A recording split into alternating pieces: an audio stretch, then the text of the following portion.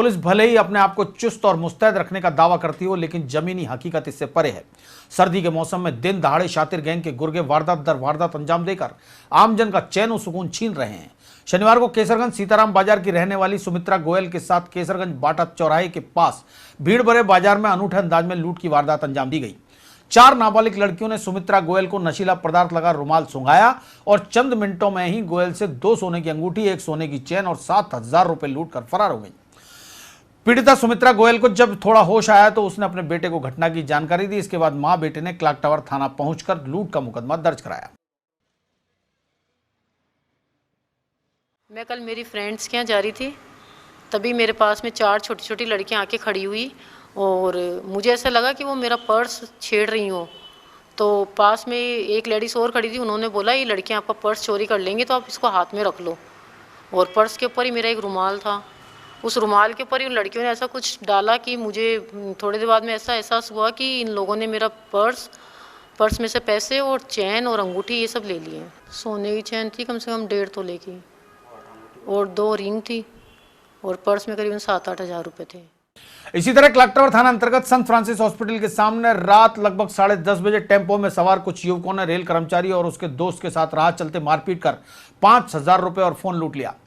Rail कर्मचारी फूलचंद मीणा ने बताया कि वो और उसके जयपुर निवासी दोस्त रघुनंदन नागर को रेलवे स्टेशन छोड़ने जा रहा था। इसी बीच हॉस्पिटल के सामने टेम्पो में आए बदमाशों ने उनके साथ मारपीट शुरू कर दी और नकदी और सामान देने को कहा।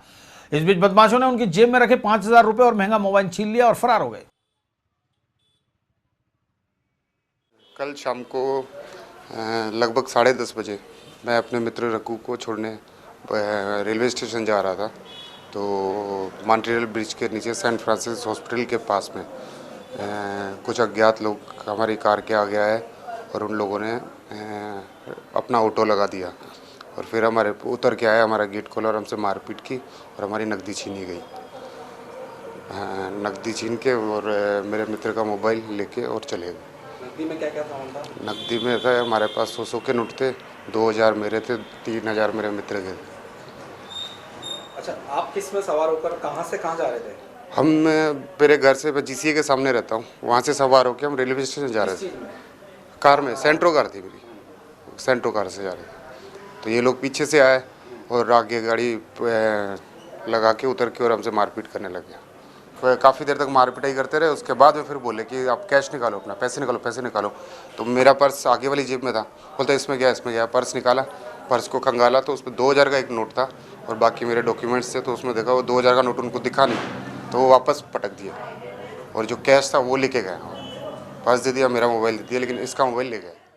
सोशल मीडिया सहित मीडिया और अखबारों के माध्यम से लोगों को जागरूक किया जाता है। बावजूद इसके लोग कथित बैंक के अधिकारी बनकर ATM कार्ड के नंबर पूछने वाले को अपनी सारी गोपनीय जानकारी बता देते हैं और फिर ठगे जाते हैं। ऐसा ही एक मामला शुक्रवार को सिविल लाइन थाना अंतर्गत टोडरमल मार्ग पर रहने वाली विमला मसीह के साथ घटित हुआ।